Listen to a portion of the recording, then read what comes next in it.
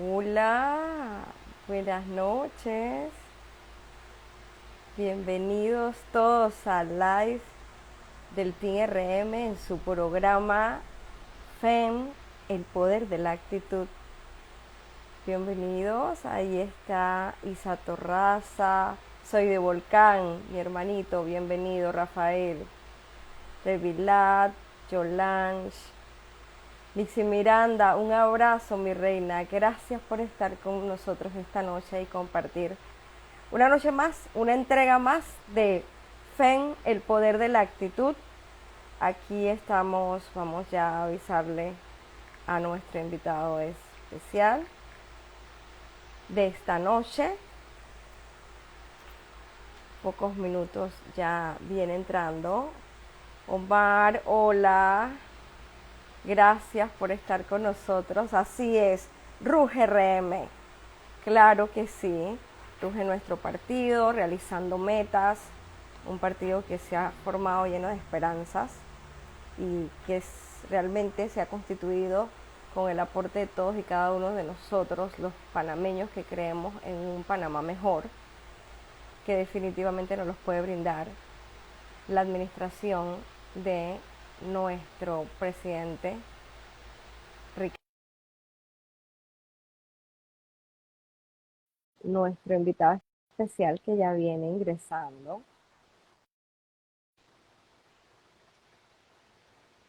Ya ahorita les voy comentando quién es, aunque ustedes han estado atentos en los flyers, en los anuncios. Buenas noches. ¿Qué tal? Buenas noches a todos. Un placer. Encantada de recibirte, licenciado Sidney Citón, para nosotros de cariño Sidney, que nos gusta siempre tutear a todos nuestros invitados porque son nuestros amigos. Y nosotros todos somos team, somos un equipo. Aunque Sidney es del Dream Teams de abogados de don Ricardo Martinelli. Así han sido bautizados, Sidney, Dream Teams de abogados. Gracias. Gracias, Definitivamente. muchas gracias. Quiero que sepas que Saludos a Panamá, todos. Saludos a todos los que veo que se han conectado y que se están conectando. Un abrazo grande para todos ellos.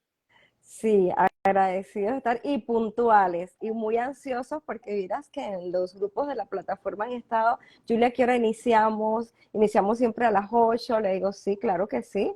Y aquí estamos puntualmente para vivir una noche especial con nuestro invitado especial, Sidney Citón. Así que sean todos bienvenidos a FEM, el poder de la actitud, un programa dentro de la plataforma Team RM, porque todos somos RM y porque la plataforma de comunicación masiva es toda para ustedes y siempre trabajamos en equipo y de la mano para hacer las cosas buenas por Panamá.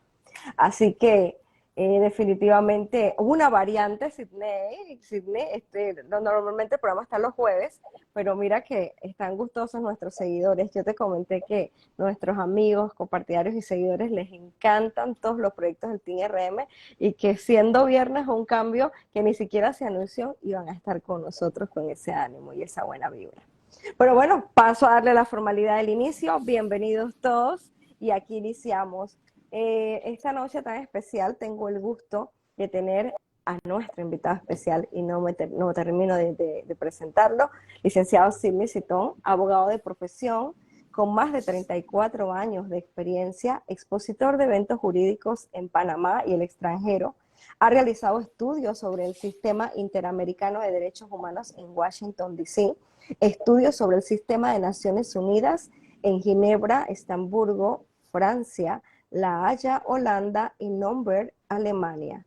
Actualmente es profesor honorario distinguido de la Corporación Tecnológica de Bogotá, autor de la obra Las mentiras y las verdades del testigo en el SPA, autor de más de 300 artículos publicados en periódicos, revistas jurídicas, plataformas digitales y fue docente universitario.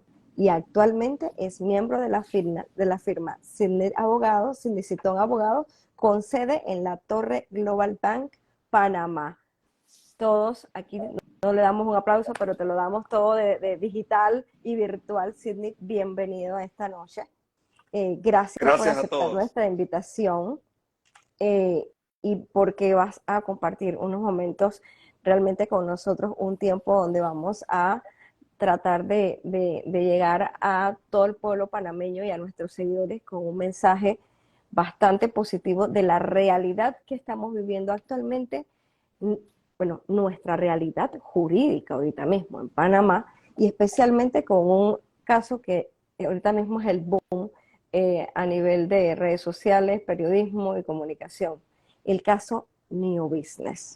Así que vamos a iniciar. Nosotros siempre tenemos lo que es la frase del día. En esta ocasión nos vamos a referir a Platón, que es un filósofo griego, seguidor de Sócrates y autor influyente en sus obras La filosofía de la política, la ética. Además fundó la Academia de Atenas y fiel creyente de la educación y la capacitación continua. Platón nos dice, la peor forma de la justicia es la justicia simulada. ¿Qué te parece esa frase, Sidney? Bueno, muy ajustada a la realidad y a lo que estamos viviendo justamente en estos momentos en la justicia en Panamá, porque hay una gran verdad y es el hecho de que eso que yo escuchaba hoy algunos de los intervinientes en el proceso de alegatos dentro del juicio New Business, decir que había una majestuosidad del despacho de la justicia y que con base en esa majestuosidad pedían a la juez atender todos y cada uno de los reparos que habían hecho dentro de sus alegatos. Pero es que no hay majestuosidad. Y no hay majestuosidad porque para que exista la misma tiene que haber un principio básico que nos los enseñaron a nosotros tanto en Naciones Unidas como en Washington. Hablando de los dos sistemas, el sistema interamericano de justicia y el sistema de Naciones Unidas de derechos humanos. Y es la imparcialidad del juez. Pero ¿qué le da a un juez la imparcialidad? No es otra cosa que el haber llegado a ese cargo mediante un concurso de oposición a méritos donde esa persona se haya ganado esa posición en buena lid y mediante procedimientos preestablecidos de selección y pueda decir, yo soy o estoy en este cargo en propiedad. Yo me gané esta posición y no se me puede mover si no es por una serie de consecuencias que la ley establece. Si un funcionario judicial no tiene independencia judicial, es decir, no ha llegado al cargo por méritos, sino de a dedo, usted puede tener la certeza de que ahí no existe la majestuosidad.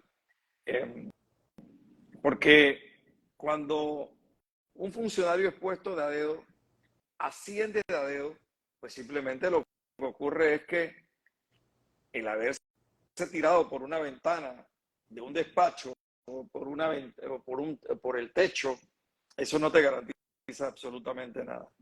Y por eso es que en el mundo entero, lo primero que se mira en un operador de justicia es si éste llega a esa posición por un concurso de oposición a méritos. Demostró que tiene las actitudes y las aptitudes para ocupar ese cargo. Eso, desgraciadamente, en el caso, por ejemplo, de New Business, no se da.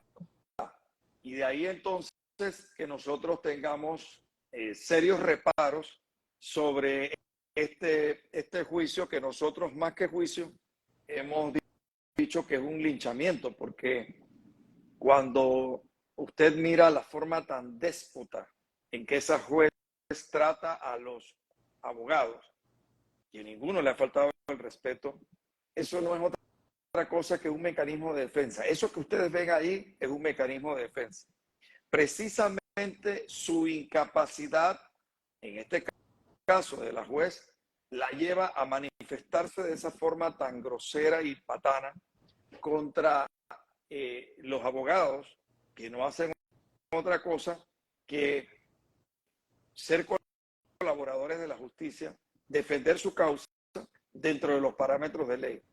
Entonces, esta actitud yo la he visto en muchas ocasiones en jueces incapaces, jueces que no tienen un sentido de permanencia con la posición precisamente porque llegaron por recomendaciones personales, por recomendaciones políticas, porque comparten alguna religión con alguien o porque simplemente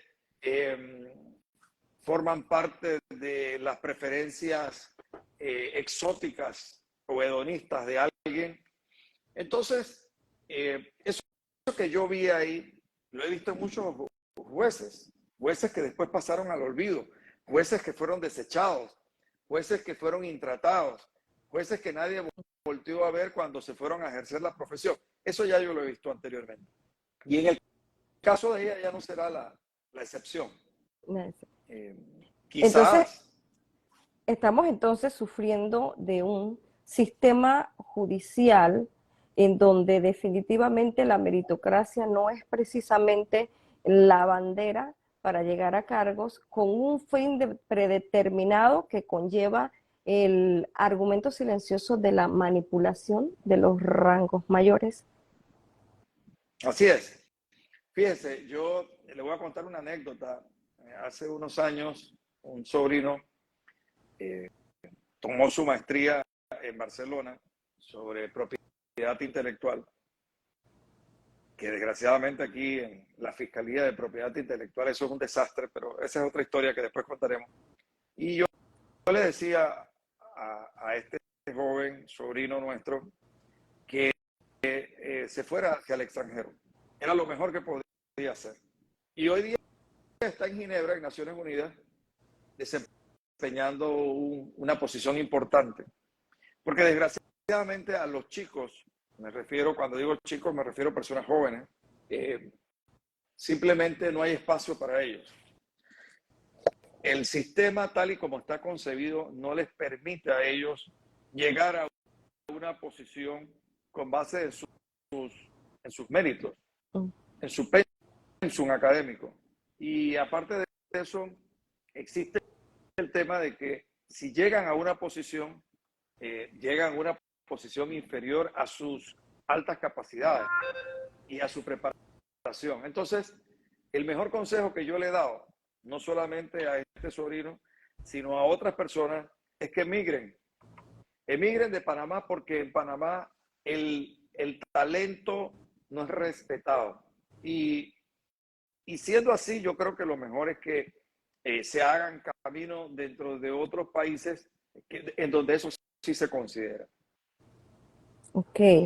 El impacto que realmente conlleva todo esto que nos has explicado, Sidney, entonces hemos de entender que de alguna forma impacta negativamente a casos como el caso New Business, que hemos sido testigos durante todo este tiempo y el proceso que ha llevado, que ha sido inicialmente un caso con un destino, una finalidad de afectación política a una persona que en su momento cuando inició el caso no estaba en una posición política, pero que hoy en día sí está en una posición política.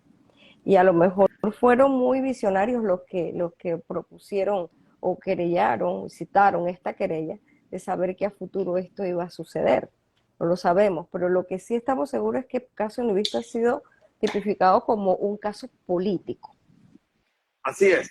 Mira, hay una situación que tenemos que observar. Cuando Ricardo Martinelli llega a Panamá, o antes de que llegara, el Departamento de Estado nos entregó a nosotros los documentos que nosotros se lo hicimos entrega a la Corte Suprema de Justicia en aquella primera audiencia que se celebró de control, donde se decía que Ricardo Martinelli concurría a la República de Panamá por una solicitud que se había hecho para juzgarlo dentro de un proceso que tenía 4 cargos específicos por lo cual iba a ser procesado. Y que no podía ser procesado porque también así lo dice el Tratado de Extradición entre Panamá y Estados Unidos, por ningún otro hecho o delito por el cual no había sido solicitado. Por supuesto que cuando se hizo la audiencia en la Corte Suprema, el propio magistrado, a pesar de todos los pesares, reconoció públicamente, y está grabado, que él solamente había venido bajo una regla de especialidad a responder por ese caso y que por ese caso Panamá lo había solicitado. Bueno, fue juzgado por ese caso. Y con todas las trabas que se nos pusieron, por ejemplo, nosotros fuimos a un juicio sin conocer las pruebas de la Fiscalía.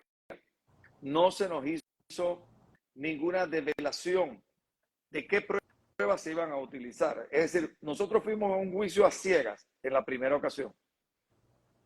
Y nosotros nos enterábamos de lo que la Fiscalía iba a presentar ahí, en la sala de audiencias. Con todos esos tropiezos que tuvimos y esa vorágine de esquizofrenia que había en ese juicio, nosotros salimos adelante y los vencimos.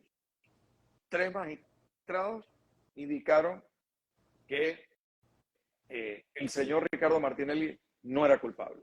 Luego se inventaron una anulación del juicio y fuimos a un segundo juicio, otros 3 jueces distintos, y los volvimos a vencer. Ya en esta ocasión fue mucho más fácil porque ya conocíamos el mamotreto que tenían como prueba.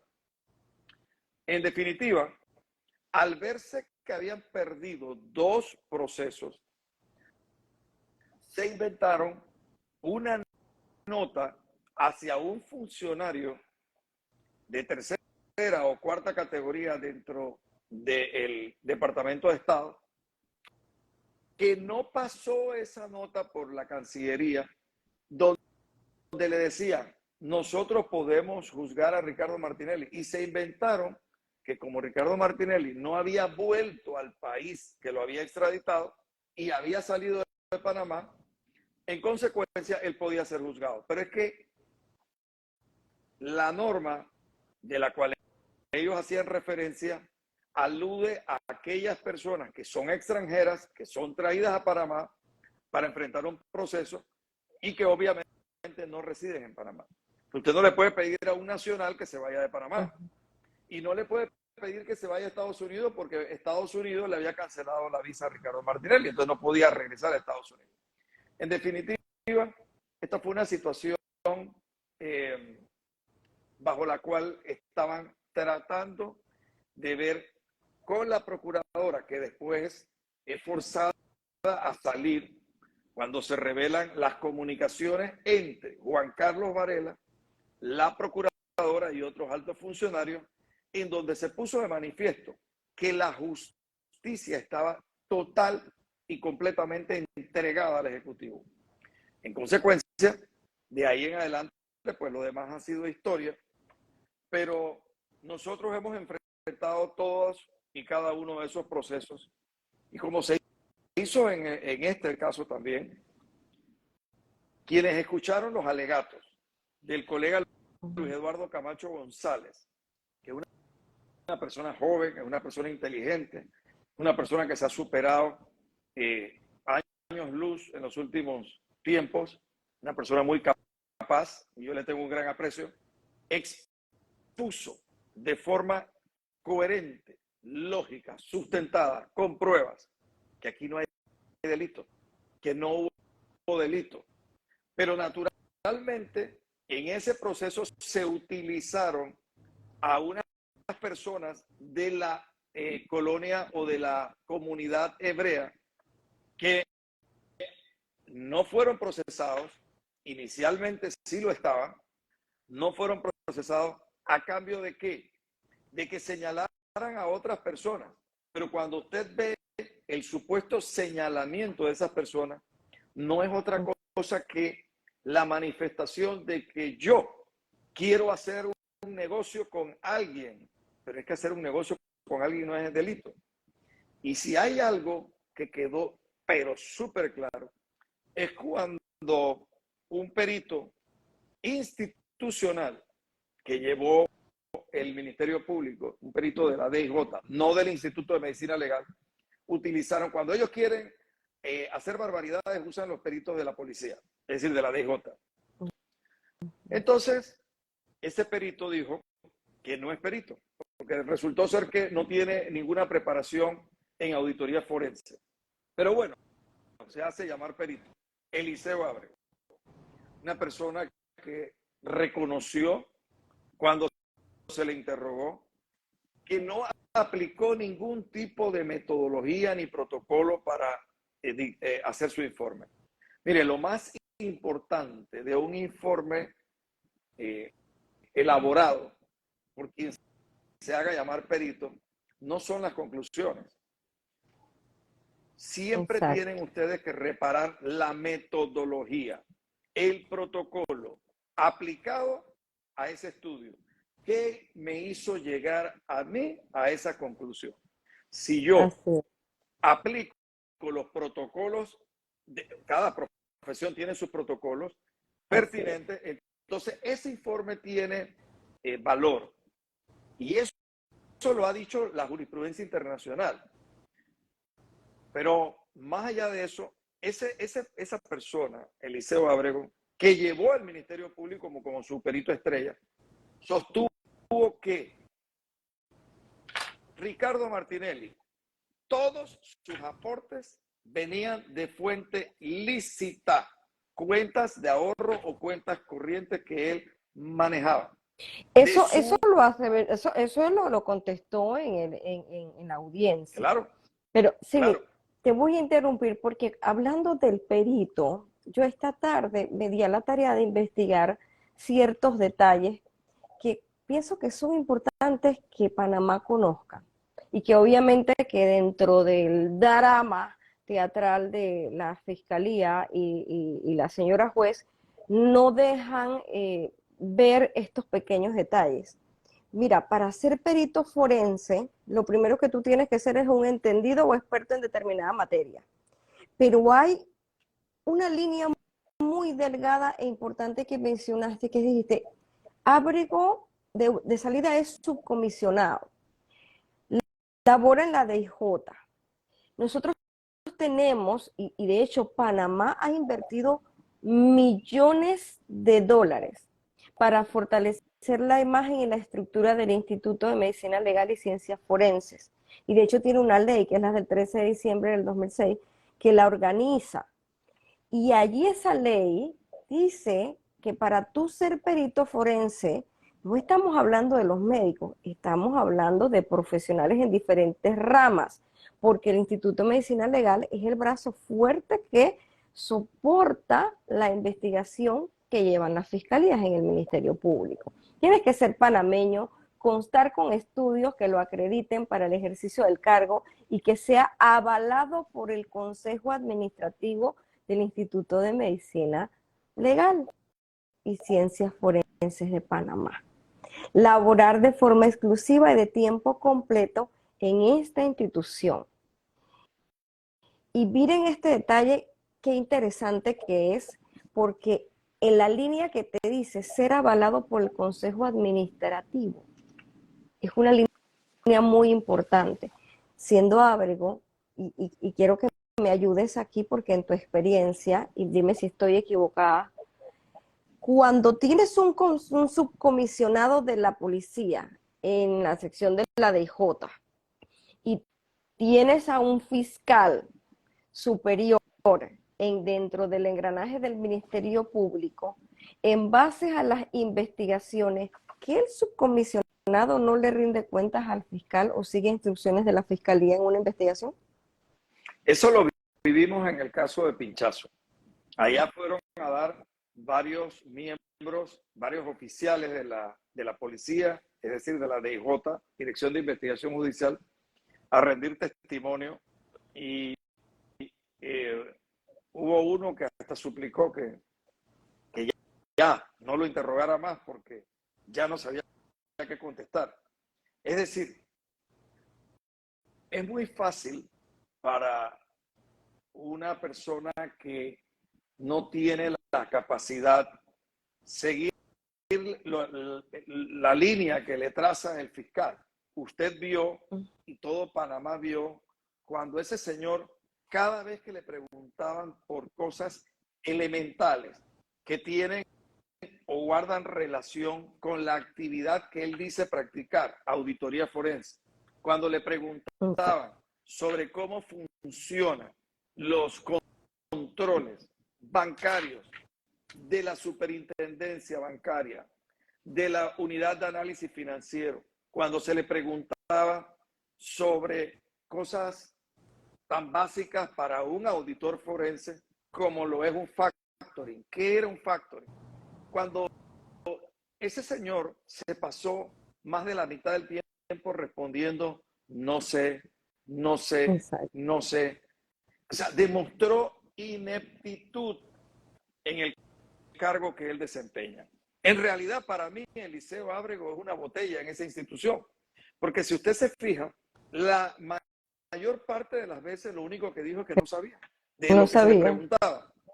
Entonces, cuando usted tiene una persona inepta que la lleva a un juicio y el juez está frente a él viendo que esa persona no hace otra cosa que divagar y no sabe Exacto. responder de lo que supuestamente él tiene, según él, preparación.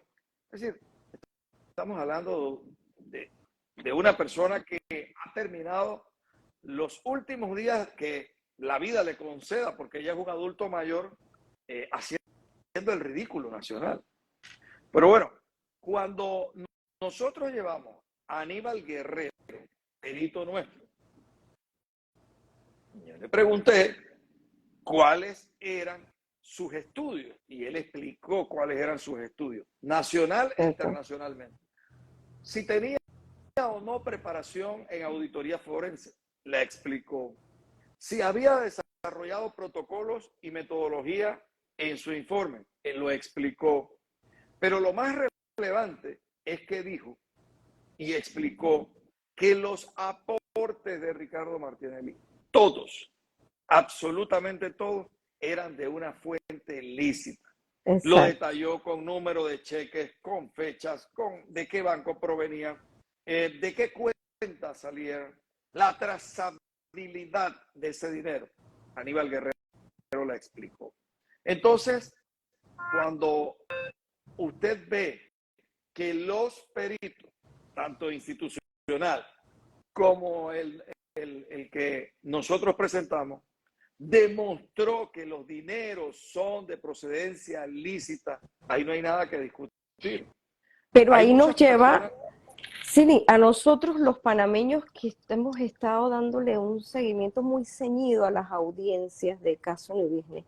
Ese punto que tú destacas nos llama mucho la atención, porque se ha develado totalmente las malas intenciones que hubieron al crear este mamotreto de sinvergüenzura llamado caso New Business, porque mira, también investigué. Blanqueo de capitales. El blanqueo de capitales o lavado de activos es un delito que consta en maquillar o disimular el origen de fondos de dinero que proceden de actividades ilícitas para darle aspecto legal. Entonces, aquí nos lleva a dos preguntas. Y la primera es, cuando se hace la tipificación del delito en el Ministerio Público, que eso lo hacen en recepción de denuncias, ¿en qué momento estos fiscales no detienen semejante patraña? Porque yo me pregunto, si hacer negocios en Panamá, que tú tienes tus dineros en tus cuentas bancarias y vas a hacer una inversión de tus cuentas bancarias y después te vas a señalar que eso es algo ilícito, entonces, señores, nuestro sistema bancario está en jaque porque no podremos hacer negocios. Fíjese, la licenciada Delia Cárdenas, que fue superintendente bancaria en Panamá,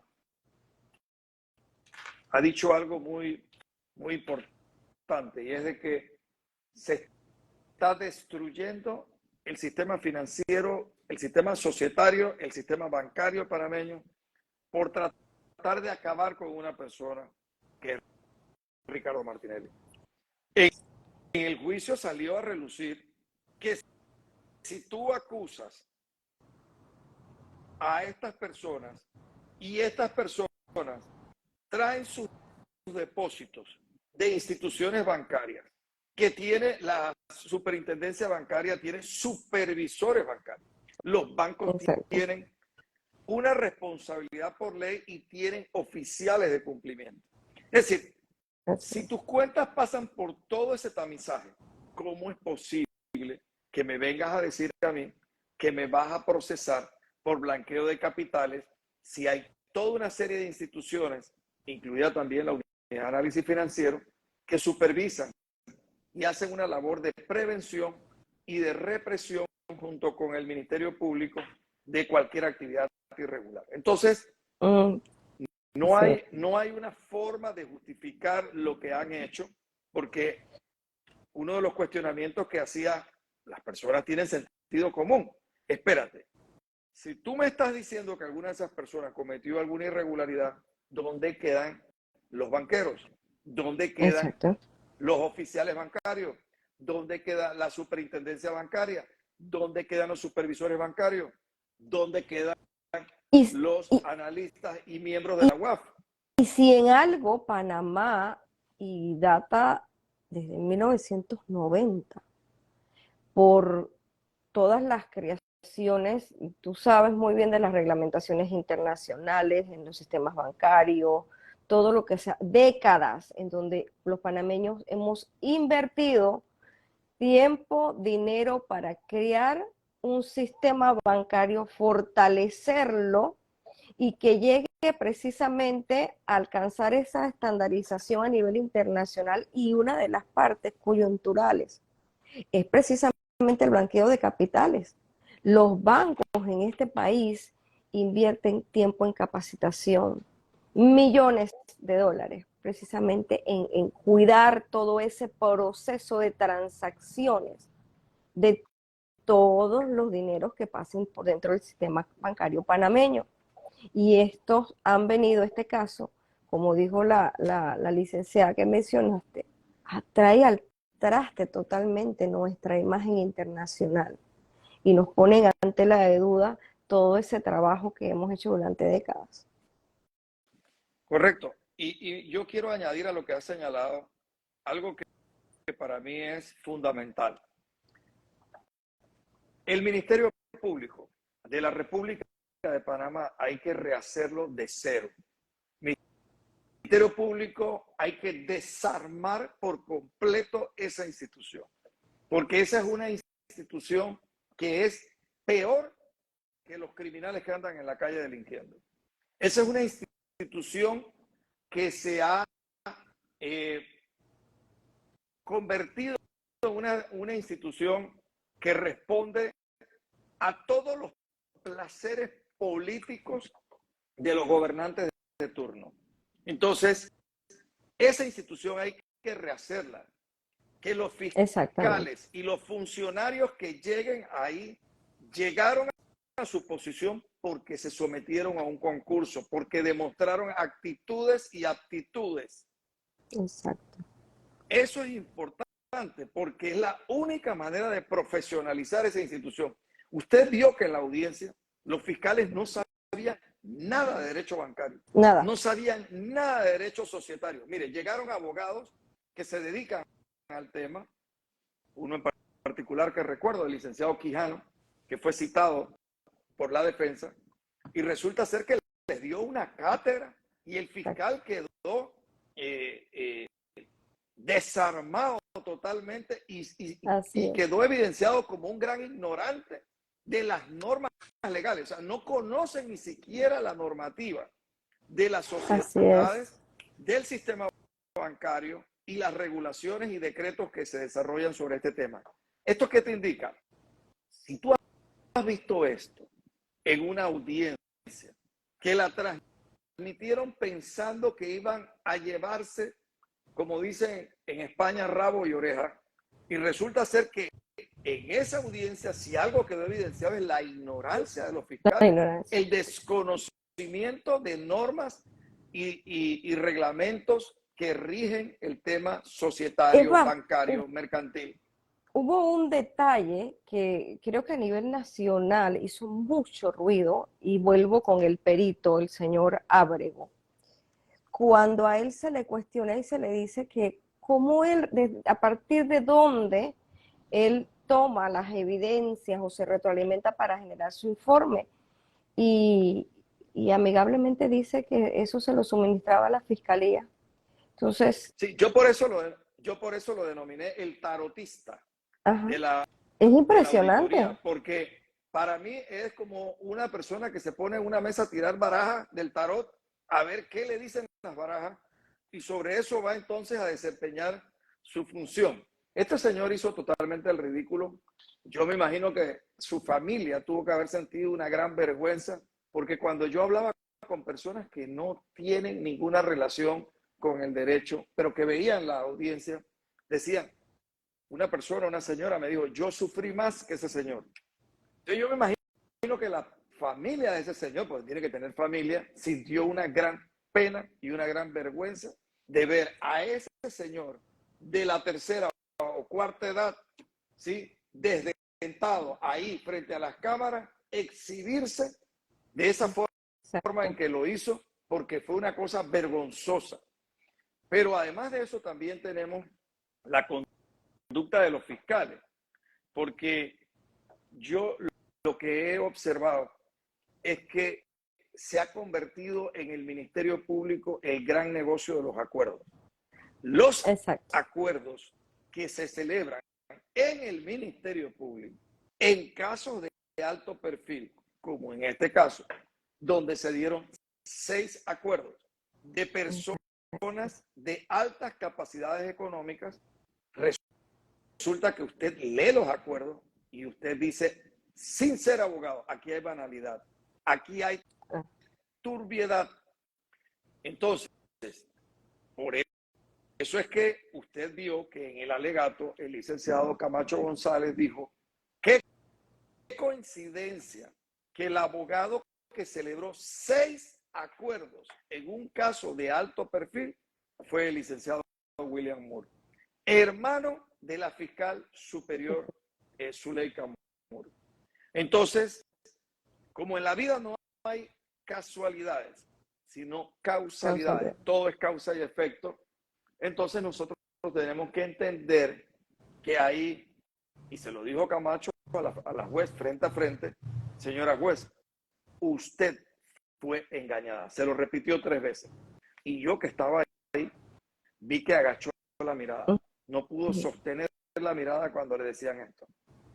Y entonces tenemos una situación en donde lo que se busca es ofrecer a los funcionarios del órgano judicial, jueces, puestos de magistratura en Chiriquí, a cambio de producir una condena.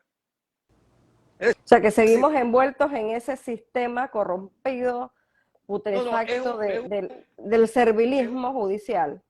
sí, es una vorágine en donde, acuérdense que los cargos que se han sometido a concurso son los cargos del sistema penal acusatorio.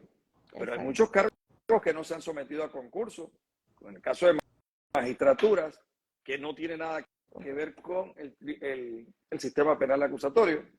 Entonces, ahí usted encuentra de que se han abierto espacios o promesas de ascensos y nombramientos a aquellos a quienes le están pidiendo favores. Es una situación muy dramática la que se está viviendo en el tema de la justicia, pero mi enfoque es más severo, más crítico hacia el Ministerio Público. Cuando usted va a una audiencia al Ministerio Público, y eso se vio en el juicio de New Business, si usted acusa a una persona, usted la tiene que acusar de lo que se denomina hechos jurídicamente relevantes, que son muy distintos a lo que se denomina hechos indicadores o datos de prueba, lo que el Ministerio Público llama elementos de convicción.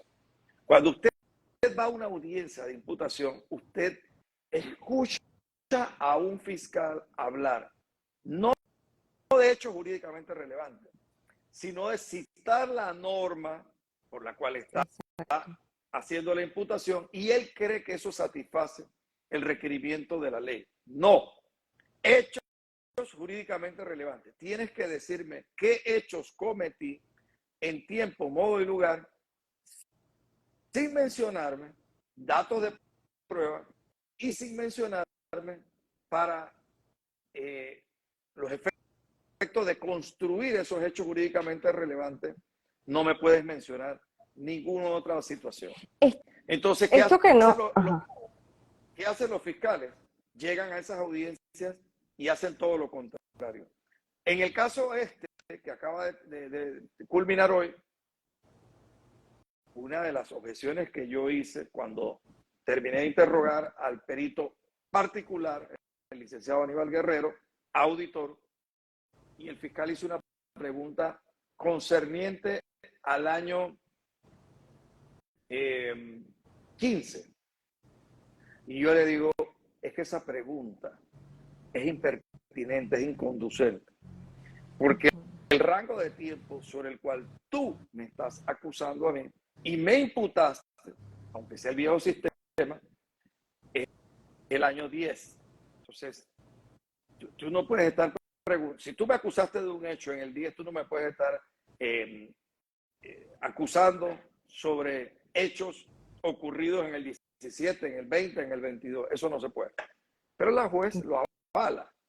Pero algo peor es que Panamá entero escuchó al señor ese Emeldo Márquez decir públicamente en cadena nacional de televisión que como quiera que esa audiencia se celebraba bajo el viejo sistema, en ese caso no había que someter al contradictorio a los testigos protegidos.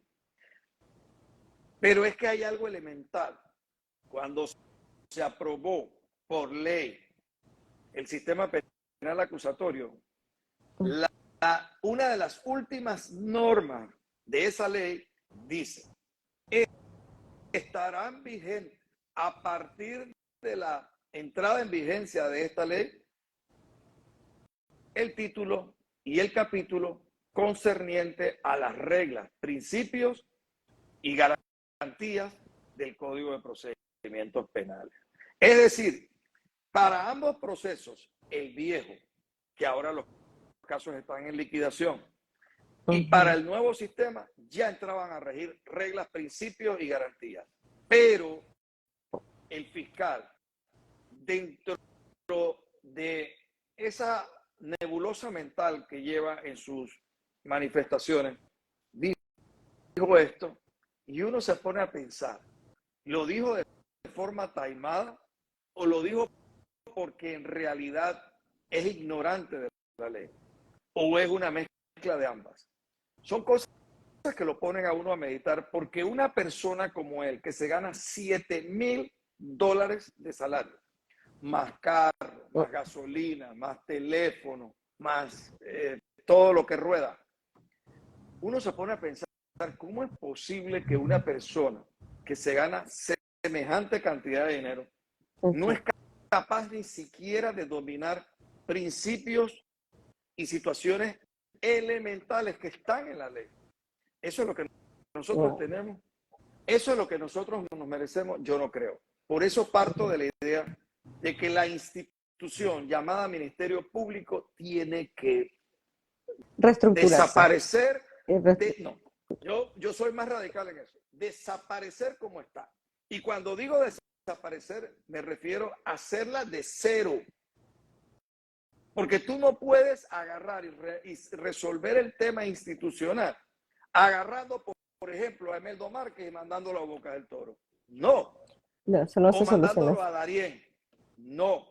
Porque estás trasladando el problema a otra comunidad. Así es. Y nuestra justicia y nuestras comunidades no se merecen a un Emeldo Márquez, por ejemplo, o a una fiscal Zuleika Moore en Chiriquí, en Darién, en Colón, en Bocas del Toro. No se lo merecen. Esas comunidades no se lo merecen. Entonces no se traslada el problema, se elimina el problema y se trae profesionales que de verdad tengan actitud y aptitud para el desempeño del cargo. Así es. Otro tema que ha causado revuelo y hasta ha sido manifiesto el interés de que está evocando hasta el llamado para salir a las calles y hacer protestas. De hecho, hasta gremios de abogados se han manifestado, es el tema de los testigos protegidos, que si bien es cierto son una clave importante dentro del proceso penal. Entonces vemos como aquí que necesito que me ayudes para que todos salgamos de una duda. Cuando una persona forma parte o es indiciado dentro de un proceso, ¿es normal que se convierta en testigo protegido también? ¿O esto es un caso aislado? A ver, hay parámetros que están definidos internacionalmente. Eso no es que Panamá lo ha inventado. Panamá se copia incluso las legislaciones, como se copió el Código de Procedimientos Penales, mal copiado, porque hizo una mezcla de Chile con Colombia. Y bueno, ese es otro tema que después se puede hablar.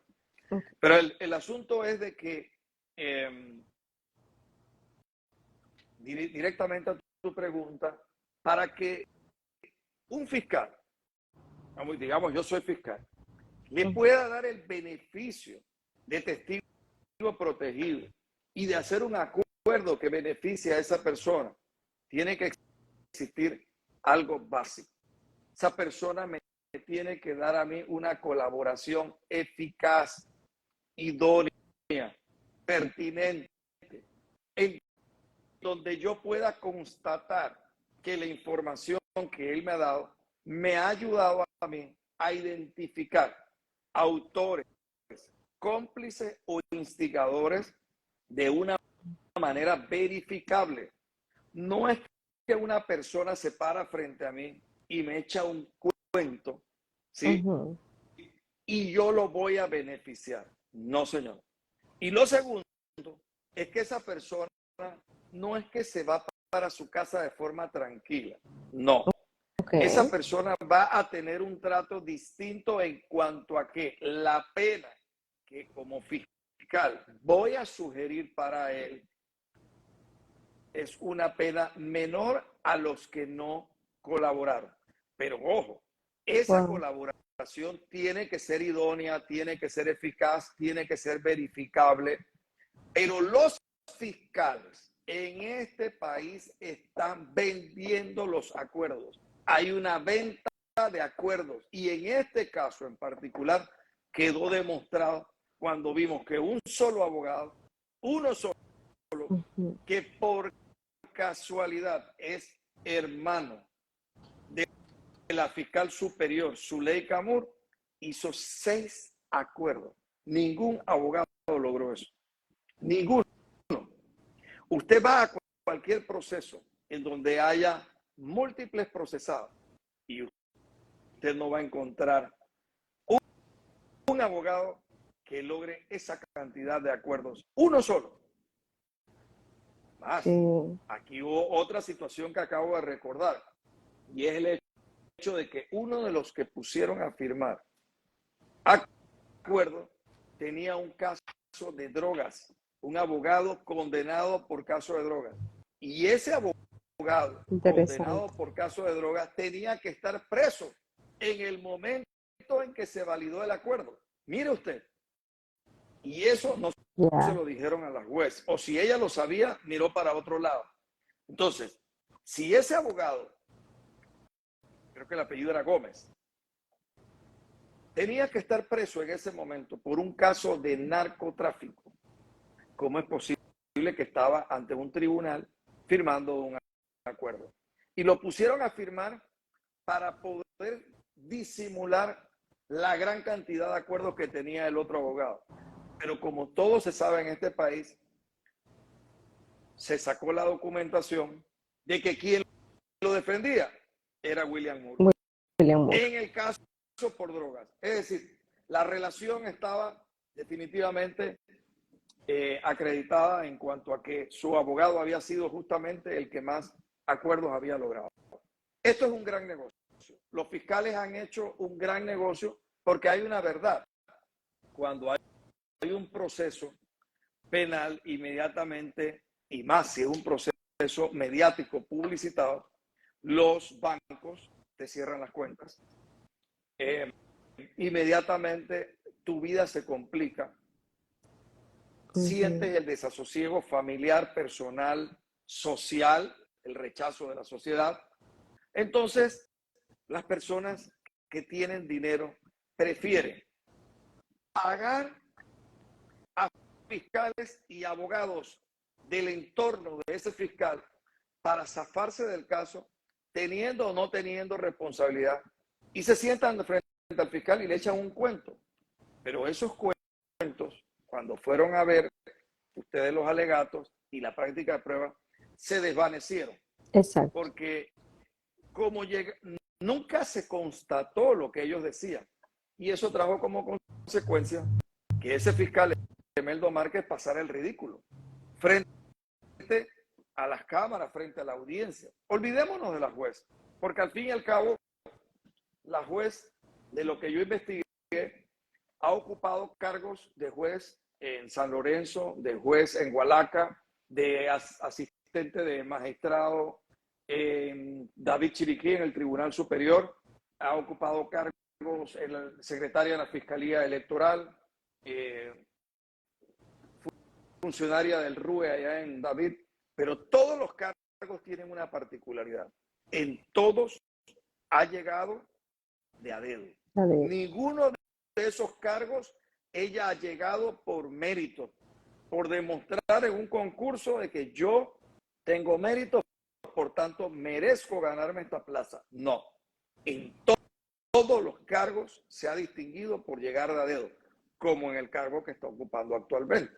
Entonces yo no entiendo cuál es el mérito o cuál es, más allá del mérito, digamos, el ego de esa funcionaria en mostrarse como una persona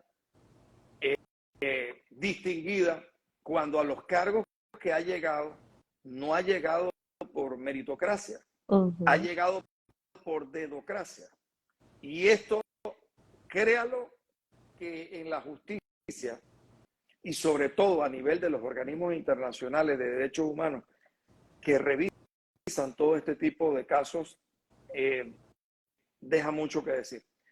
Por ejemplo, cuando nosotros estudiábamos en Europa sobre el sistema de Naciones Unidas y estábamos en Nuremberg, en Estrasburgo, en Ginebra, y yo mencionaba, y era un crítico, de que el problema de Panamá es que los funcionarios que ocupan los más altos cargos están de a dedo. Y para ellos era increíble e inaceptable que los fiscales aquí en este país, al igual que los jueces y magistrados, están de a dedo en sus cargos. Eso, para ellos eso era alucinante, porque el pilar básico de la justicia es que el juez o el fiscal llegaron por un concurso de oposición a mérito. Si no hay eso, todo lo demás son cuentos. Si hay una posición que a nivel de justicia amerita imparcialidad, es la de ser juez.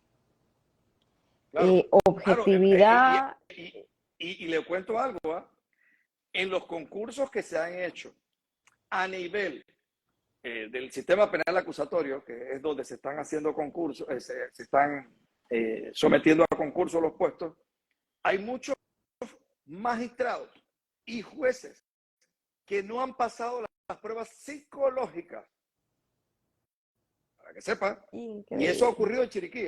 Wow. En Chiriquí. Wow. No han pasado entiéndase bien, las pruebas psicológicas. Y algunos de ellos le han salido taras profundas. Es decir, prácticamente son pacientes psiquiátricos, pero pacientes psiquiátricos que andan por la calle haciendo daño en el desempeño de su función. Usted se puede imaginar que esos jueces o magistrados que no han pasado las pruebas psicológicas, usted se puede imaginar que usted llega a un despacho y esa persona le administra justicia en su caso, cuando esa persona tiene graves perturbaciones mentales. Bueno, así han salido. Y conozco de varios en Chiriquí, con nombre propio, Wow. que no van a regresar a su puesto. Afortunadamente, no van a regresar. Pero está pasando. Wow. Entonces, imagínese, llega usted a un juicio y queda en manos de un loco o una loca. ¿Eso qué es?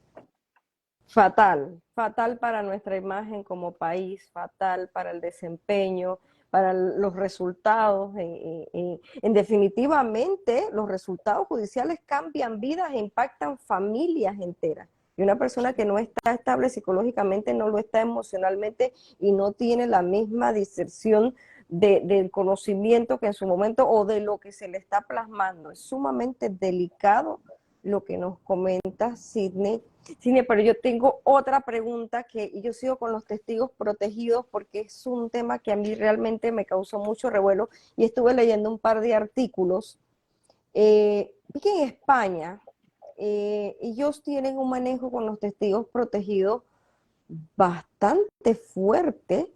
Allá el testigo protegido, ni una juez ni un fiscal pueden avalar o resistirse a que si el testigo protegido, como pasó en este caso, no está, no lo hemos podido, lo dijo el fiscal Emeldo, no lo hemos podido localizar, hay uno que está de viaje. Eso en España no sucede. Eso, No. el que está Y abrigado como testigo protegido, comenzando que no puede, por eso te hice la pregunta anterior, siendo parte del proceso, siendo parte del expediente, luego lo abrigan como testigo protegido y luego lo dejan ir con una causa como esta. lo que pasa es que si observas, la juez al inicio, cuando le hicieron la advertencia de esa situación, hizo ver como que, bueno, todavía estamos practicando pruebas, los testigos que han recibido sus boletas, si vienen llegando, se les tomará Ajá. su testimonio y dejó entrever de que se iban a presentar. Pero ese era un engaño. Exacto.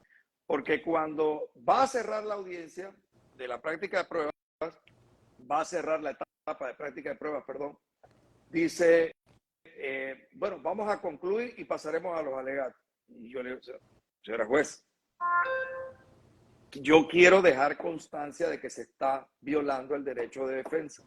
Aquí los testigos protegidos no han concurrido. Fíjese usted, ni siquiera una multa les puso por no concurrir. Ni siquiera una multa. Evadía Entonces, el tema. Ahí usted se da cuenta de que hay una connivencia y una colusión entre el órgano judicial y el Ministerio Público. Y esto en realidad es avergonzante, por eso yo dije que la función que ella ha desempeñado en este proceso denigra lo que es la independencia del funcionario judicial o de lo que debe ser el deber ser del funcionario judicial. Lamentable, ella pensará que se habrá puesto una medalla de honor, pero yo creo que eso, como mucho, podrá ser una medalla de Cracker Jack, de esas que salían en las cajetas esas de palomitas de maíz azucaradas, que todos llegamos a comer. Sí, y el rechazo a nivel, claro, ella tendrá sus seguidores, el séquito que podrá aplaudirle las bellezas que ha hecho en este caso. Solo le damos gracias a Dios que pudimos a través de las pantallas mirarlo y ser testigos todos los panameños de ver la magnitud y la ineptitud de la fiscalía, ver la manera en que ella evade la presencia de los testigos protegidos, supo insulto para Panamá, porque está bien que a veces el pueblo panameño se hace el pendejo para unas cosas, pero no somos pendejos todo el tiempo. Somos no, las personas tenemos el sentido común. El sentido común. Yo creo que eso es lo más importante. De que cuando las cosas son o cuando las cosas no deben de ser. Y bueno, Tengo una pregunta obligada, ya para entrar en el tema de conclusiones sobre el caso de YouBusiness. ¿Qué podemos esperar si